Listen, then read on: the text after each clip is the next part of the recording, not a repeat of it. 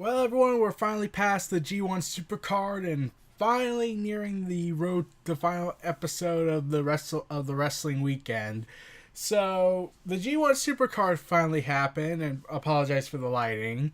Um, a bad backstory. This was the first wrestling special event to be hosted on pay-per-view since. Okay, it's actually been a while because really think about this. WWE keeps hosting live event shows, and while they had one special, it wasn't really. It was just a house show with Brock Lesnar. But yeah. Besides that, it had been a while since we had a special show, like a pay per view event at the Madison Square Garden Arena. And also, you gotta take into the context of essentially how this event happened. You see, Ring of Honor, like I said in a previous video a while back, that they wanted to do a special after what happened at All In. They were like, "Hey, if All In can do it, we can do it." And then Madison Square Garden came into contact with them and says, "Hey, we want to host a wrestling show for you guys." Ring of Honor was like, "Sure, we were contemplating it." And then WWE called and said, "Hey, this is WWE. We want you to not do that because we're petty." And ultimately, Madison Square Garden had to cancel, and Ring of Honor was contemplating a lawsuit. And I wouldn't blame them because this was a monopolizing threat. And then New Japan came in and bailed them out by saying, "You know what? Let's have a SuperCard event, G1 SuperCard, us and Ring of Honor together at the Madison Square Garden Arena." And that ultimately convinced them, like, okay.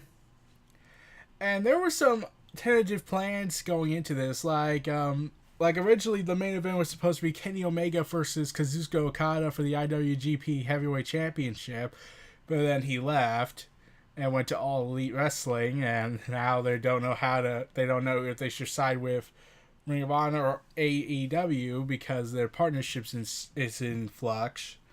So, or work with both, that could work. But yeah, heading into this event, a lot of people were really excited. They were really happy that history was being made. The first non-wrestling, non-WWE McMahon-owned event for the first time in nearly a century. Yeah, that's how long it's been since an outside wrestling promotion that is not the McMahon family ran a show in the Madison Square Garden Arena. And I was excited for this because while the elite members that were pretty much 50% of Ring of Honor's best talent wasn't there because of circumstance, because they had left and went to All Elite Wrestling, which did damage Ring of Honor's credibility to an extent because that was your best guys. Like the Elite left, SoCal Uncensored left, and yet they still managed to sell out the arena. So that means that people were just craving for an alternative. And I had missed the pre-show. I, at the time, was busy talking about TakeOver New York, so I didn't get a chance to watch the pre-show match they did with the Honor Rumble. But I did see the ending where they got the Great Muta and Liger left, and then all of a sudden Kenny King comes out and eliminates them out of nowhere, much to everyone's anger. And now Kenny King has been given an opportunity for the ROH Championship, which will be at a later date. But now we get to the meat of the show.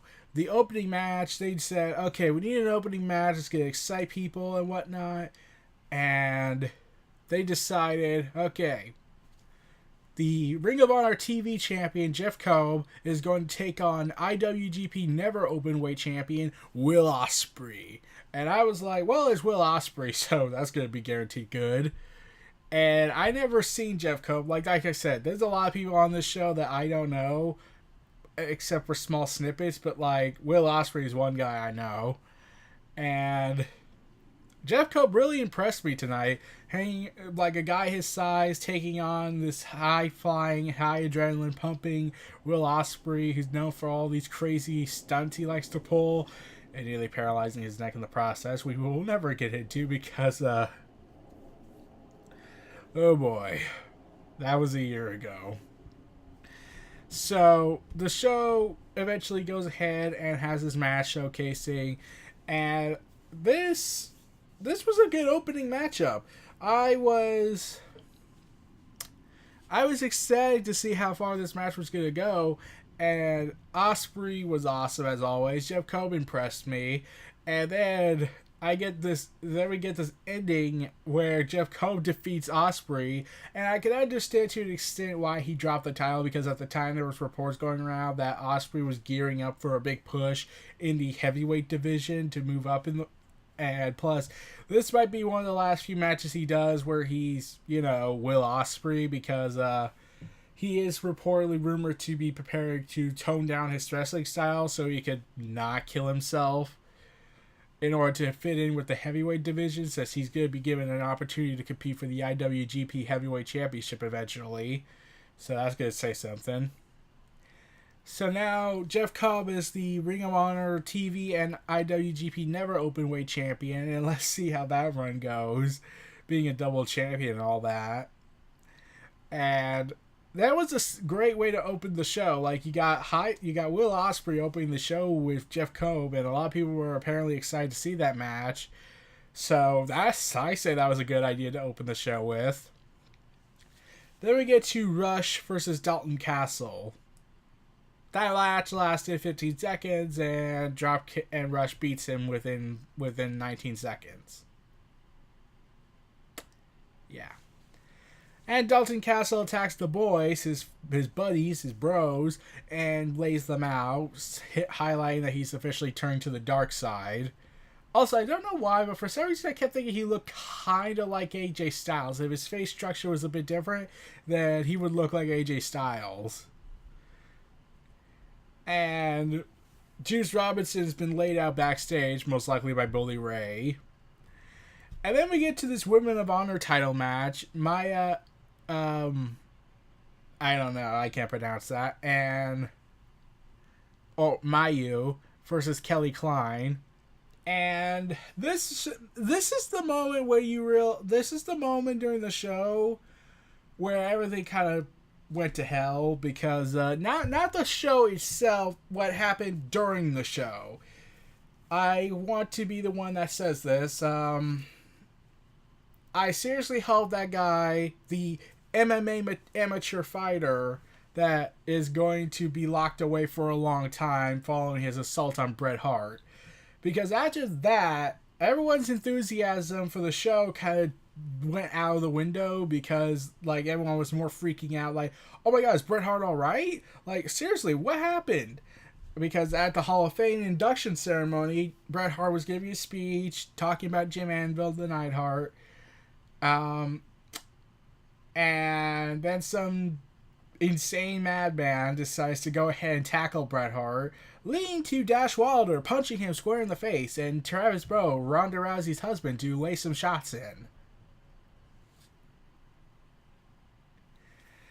So yeah, that was the highlight of the WrestleMania weekend for WWE. Dash Wilder knocks out an insane asylum. Seriously, if they want to bring back the let's assault the fans who trespass and try to take over the show because of because they have a problem, I'll be all for that. Public PR relations be damned. So yeah, my enthusiasm for this match kind of went out the window because I was freaking out what happened to Bret Hart. I couldn't enjoy the show for the most part because for a lot of it because of what happened. And yeah, thanks a lot. And they found his Twitter account. They found out who it is. They found his Twitter account, and he's being flooded with hate. Also, I'm not going to mention his name. You can find it on Twitter, provided they don't get rid of it. But the one thing people noticed on his Twitter is that he's kind of insane. That, and he also thinks women should do the sandwich making at Subway. And feels like it was a step back for the human race, which I was like... This is the same mentality Vince has. Like, he thinks he's a god, Except it's a wrestling company. In the grand scheme of things, no one cares about that. That doesn't make you god of the world. But, like, seriously, a step back for the human race because 3 women are main eventing WrestleMania? Come on. But saying, oh, they should just go into the kitchen and make a sandwich. Oh, let's do that stereotype from, like, the goddamn 50s. So, yeah, this Women of Honor match, it was really destroyed by the fact of what happened. And Kelly Klein would get the victory over Mayu. And then we get the beautiful people and Mandy Leon taking Kelly Klein out. And then they reveal that the group is now, the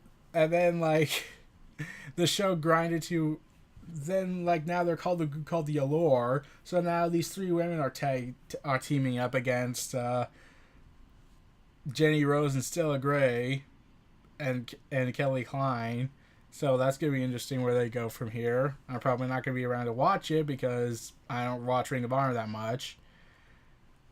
So, yeah, and then we get Mega Rain performing, and the show's grinded to a halt. More so because of what happened. Bully Ray comes out and beats the living hell out of him because everyone wanted to see that. Unless I'm like, it's not the greatest beatdown to a celebrity. It's like, okay, at best. It's not Kevin Owens beating up Machine Gun Kelly, and we all know how awesome that was a moment for everybody.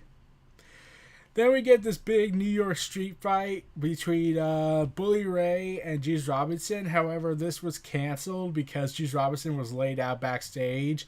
So Flip Gordon arrives to replace him. And Gordon, okay, I was like, okay, really? I kind of want Flip Gordon to win the Ring of Honor World Championship at this point. Like, he's just so energetic and everyone loves the guy. And his name is Flip Gordon. Like, how can you take something that seriously if his name is Flip and his known gimmick is flipping, but he's so organically over with fans? Like the mere name of Flip Gordon would make people say, oh, that's not world champion name material. And then you watch the guy who's actually playing the role of Flip Gordon, and it's like, oh my god, this guy could be a world champion. Wait, he fought for the NWA Championship? My god. So, yeah, and then during the fight, Elias Young, who I kind of like, and Shane Taylor come out to assist Bully Ray beating down Flip Gordon. Then Lifeblood comes out, Juice Robinson and Mark Haskins, and start to assist in a 6-man tag team New York street fight, leading to pure anarchy and chaos, and Flip Gordon being kendo stick 3 times, leading to multiple lacerations. And Flip Gordon going out like a soldier. And then when Lifeblood pulls Bully Ray and hits his groin on the ring post, he's screaming out, "My balls! My balls!" And I'm just like, they really just said that. And yeah, Flip Gordon and his team ultimately get the victory. So Flip Gordon's back from his 2-month injury that he got and was rumored to have broken again before G1 SuperCard. Luckily, that wasn't the case. And I want to see where this goes from here.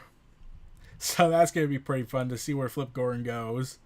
I was honestly suspecting he was going to join All Elite Wrestling because of how close he's with the Elite members.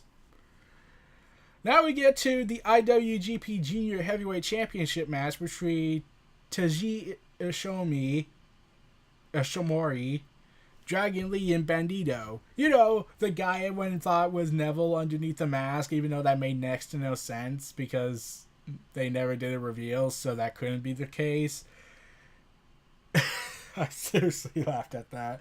Like, I was like, okay, what exactly makes you say this was Pac? I was curious of that.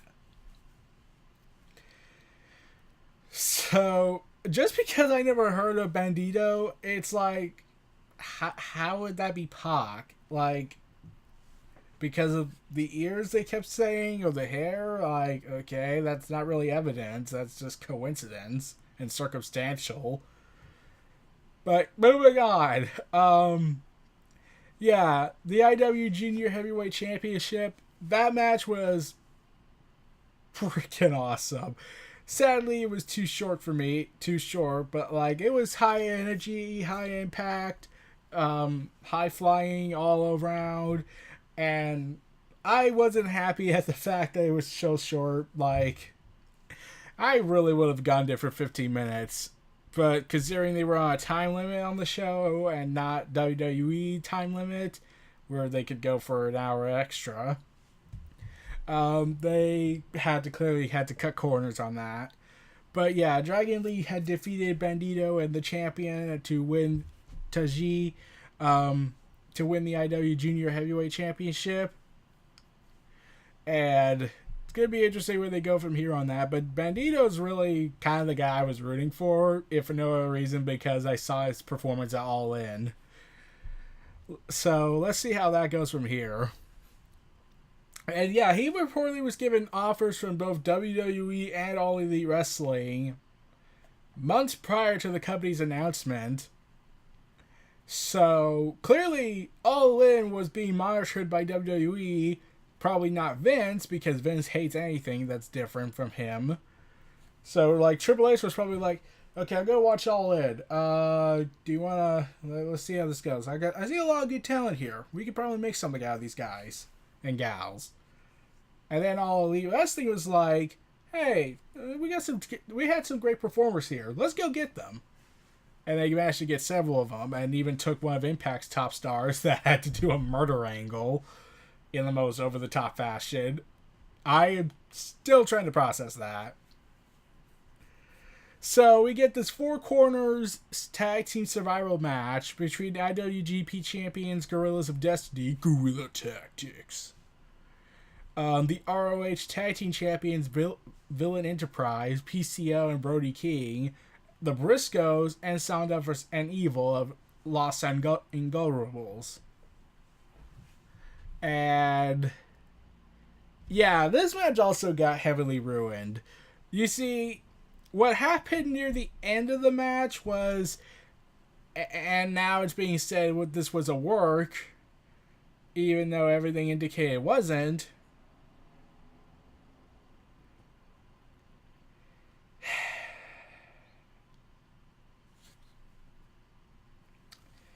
Enzo and Big Cass jumped the rail and got beat down by Bully and the Briscoes. Yeah, after the match, Enzo Amore and Big Cass, two Fire WWE superstars or wrestlers, came out and got beat down by Bully Ray and the Briscoe brothers. And seeing PCO and Brody King were joining in on the action. And I was like, well, there goes my enthusiasm again. Like, we get this assault at our Hall of Fame, and now we get an assault at Ring of Honor. And I was thinking to myself, like, is someone out there trying to ruin this respecting history and making history moment into turning into just a, yeah, let's go and interfere and hijack the shows because it's cool and endanger people's lives? Oh, and Yano stole the IWGP Tag Team titles after the Girls of Destiny won their match, so that was fun. So, yeah, a lot of people were wondering what the heck was going on with the, what was going on between Big Cass and Enzo. It was thought to be a shoot, but thought to be like an actual attempt to get involved in the show. Now it's being said that no, that's not really the case. They actually might have signed with ROH later down the road, or might have just agreed to a deal. And the fans were not having it. They were chanting, F you, Enzo! F you, Enzo! Yeah. And people were even reporting that, yeah, apparently Voices of Wrestling had reported that, yeah, they got a text saying this was a 100% work. So, and was told by upper level office they pushed for it despite the booking team being largely against it. So even they know this was wrong. And now they have to rebuild the energy back up again because the audience was drained not only from the Bret Hart incident but now from this. Way to go. So then they do this then we get Rev Pro British Heavyweight Championship match between the champion Zack Sabre Jr. versus New Japan's Hiroshi Tanahashi, and Taka Michinoku is out to support Zack Sabre Jr. And this was dissectingly submission psychopathic levels of crazy. To see Zack Sabre Jr. just work the arms and legs, something that Hiroshi Tanahashi has a history with, it was just ugh. And I wouldn't be surprised if some bones popped, but yeah, this match was very intense with Zack Sabre Jr. and Hiroshi Tanahashi. And kind of a huge way to say Hiroshi Tanahashi's downfall from being IWGP champion just 2 months ago to being competing in the middle of the card for the Red Pro Heavyweight Championship. I'm not complaining, but I don't know how other people felt about that. And then you have to also see Zack Sabre Jr. beat the living life out of Hiroshi Tanahashi, twisting his arms and legs around to the point that you're wondering if that's going to hurt a lot, especially for Hiroshi Tanahashi, considering his history with his knees and arms, and how he can't really go at that high level he used to in terms of working on a consistent basis. So yeah, Tanahashi and Zack Sabre Jr. just went out there and tore the house down in a submission technical style wrestling style matchup. And Zack Sabre Jr. would retain, defeating Hiroshi Tanahashi clean in the ring by submission. And he tapped out. He gave up, not passed out. So that says that Zack Sabre Jr. is going to get a huge push heading into New Japan. Now we get to what many would say was the second best match of the night, Tetsuya Naito versus Kota Ibushi. And yeah, I didn't know why Tetsuya Naito hated the IWGP IC title, but then the commentators finally explained that it's because he felt like that was a downgrade to the IWGP Heavyweight Championship. And I was like, wait, you mean the character's actually frustrated they didn't want to win a title that wasn't the title they were gunning for, and they're gonna make a character out of it? Okay. At least it's better than how in WWE, when the world champion, having just lost, doesn't go after the world title, he just goes after the second title, saying that I want that title and whatnot, but doesn't give a reason why, even though he has a guaranteed lock to go to after the world champion after losing it. At least Naito gives a character based out of it, saying that I don't want this title, I want the world title. I don't want the third best title you got. I want to be the best. And he goes ahead and treats it like garbage. Granted, that might be pushing it, but still. And Naito and Kota Ibushi just tore the house down with this match. This was your standard typical another day at New Japan Pro Wrestling offices. Because, my God, they were tearing the house down in this matchup. I was loving every moment of it. It was insane. It was crazy. It's curious to know where Kota Ibushi was going from here, because there were rumors going around that he was going to go to All Elite Wrestling to join with his buddy Kenny Omega. But now, given the circumstances, it looks like Kota Ibushi staying with New Japan Pro Wrestling for the foreseeable future, especially after he had beaten Tetsuya Naito clean for the IC title and signed a contract, apparently. So that's going to say, yeah, this guy's going to finally get the push he's been waiting for after being a freelance agent for a while. But yeah, Kota Ibushi and Tetsuya Naito, yeah, like they tore the house down, and I love that they acknowledge Shinsuke Nakamura, like they don't erase him from existence, like I'm sure another company would love to do. And they even talked about Kurt Angle in the show, so yeah, and I've never seen him in New Japan, so clearly they were like, we act like they existed. We don't treat them like they never happened. We don't treat anything like anything outside our company never happened. We're legit. And then we get to this Ring of Honor World Championship ladder match between Jay Lethal, Marty Scurll, and Matt Taven. Oh my god, this was the third best match of the night. This lasted nearly 30 minutes. It was 15 seconds away from being 30 minutes. And oh my god. Third best match of the night in my opinion. Tetsuya Naito and Kota Ibushi got the second best match of the night. I'll tell you what the number one best match of the night was, if that wasn't obvious by now. But yeah, this was a very brawly, hardcore style matchup with ladders, chair shots, tables, even a gigantic purple ladder, and I was rooting for Marty Scurll. I know he's joining All Elite Wrestling, and his contract is in dispute basically with ROH and AEW. But part of me was like, I kind of want Marty Scurll to win. Like, he's been gunning for this title for a while, and he's going to be gunning for the NWA Championship at the Crockett Cup event. And Marty Scurll has long been denied of a World Championship run. And I would love to see him with the 10 pounds of gold. Or the ROH World Championship.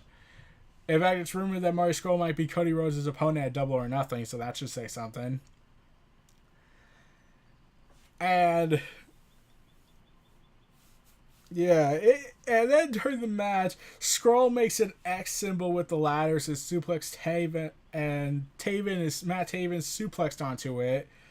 And then Jay had tossed the ladders, apparently it hit a fan, and the fans were chanting, "That's a lawsuit! That's a lawsuit! That's a lawsuit!" And I was like, I hope that guy's alright. Then Matt Taven wants to duplicate Edge and spear Marty Scurll through a table, but without the fire. And I was thinking Matt Taven wasn't gonna win. Sorry. But I was thinking Matt Taven wasn't going to win. Like, I was thinking either Marty Scurll's going to win because they're going to try and give him a temptation offer to stay, or Jay Lethal was going to retain. And then all of a sudden, Matt Taven knocks Jay Lethal onto the ladder and crashes, leading to this victory. Meanwhile, Marty Scurll had been breaking their fingers. So I'm still gunning for my dream match of Pete Dunne versus Marty Scurll. Seriously, they need to do that. I want a finger-breaking match. I don't care how it happens. Just make it happen, Vince.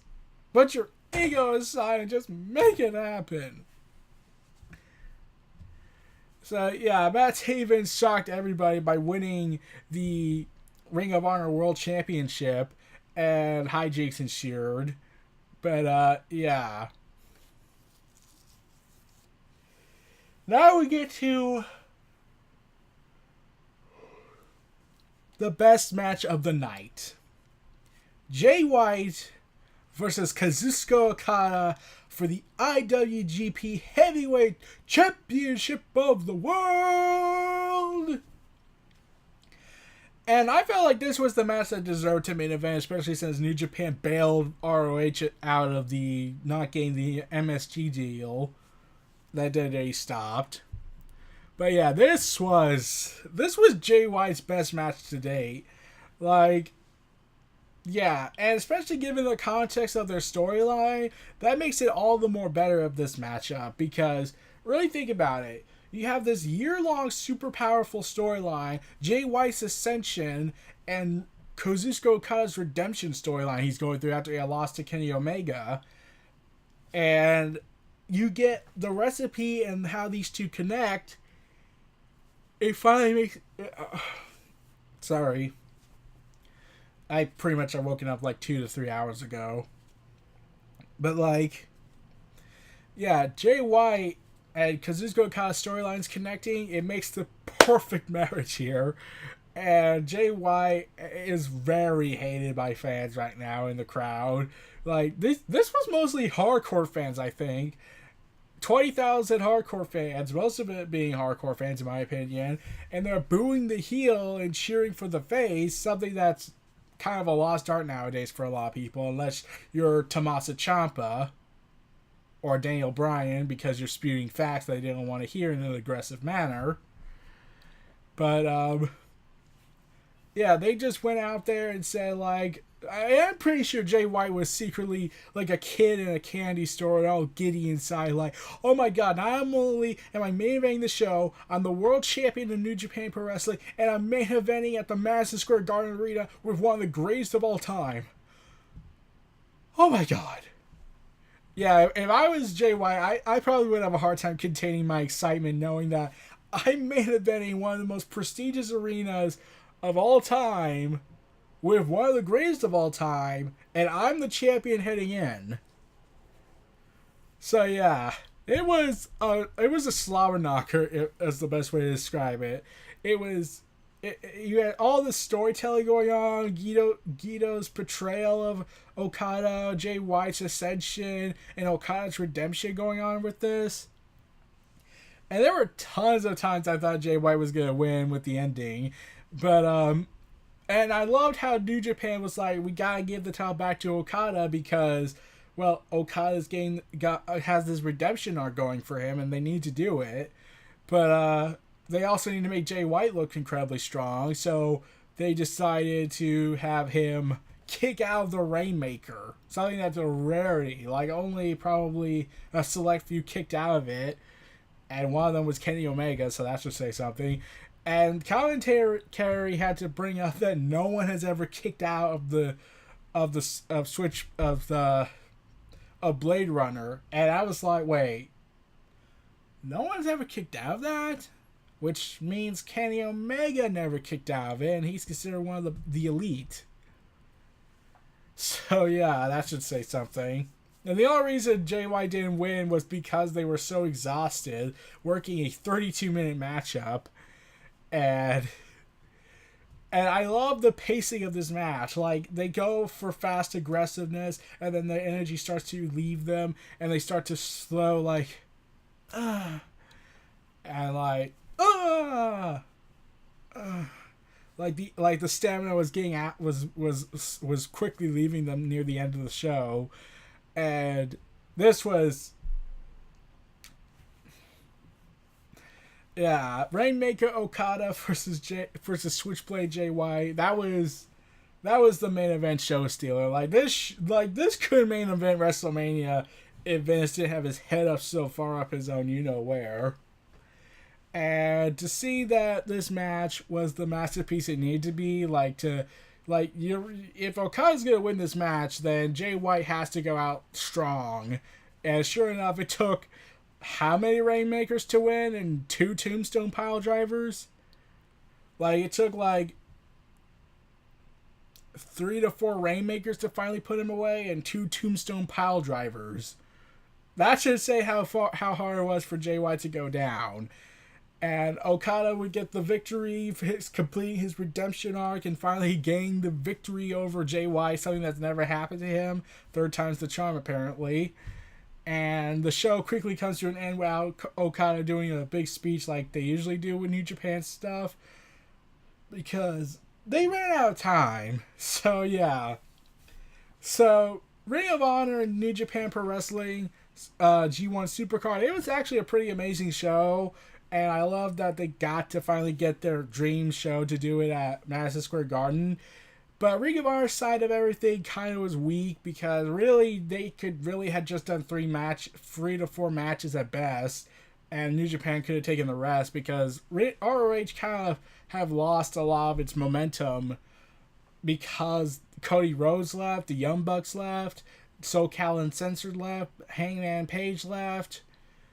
Like, when you lose your best guys who were mainstays in ROH to go to form a new company together. It's like New Japan's. I think they have been contemplating it about going to join up with All Elite Wrestling and work out a deal with them because they have this new crop of talent and some of the more familiar guys. But I really think like they could mix all three together. They could work out a deal together and do another compilation show.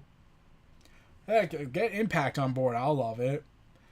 So, yeah, G1 SuperCard was an amazing show. It doesn't beat NXT TakeOver New York, but I'm pretty sure it will definitely beat WrestleMania to an extent if they really piss people off, which, let's be real, is not out of their own possibility. So, yeah, this was a amazing show. I love that they got to do the show they finally managed to do, the G1 SuperCard.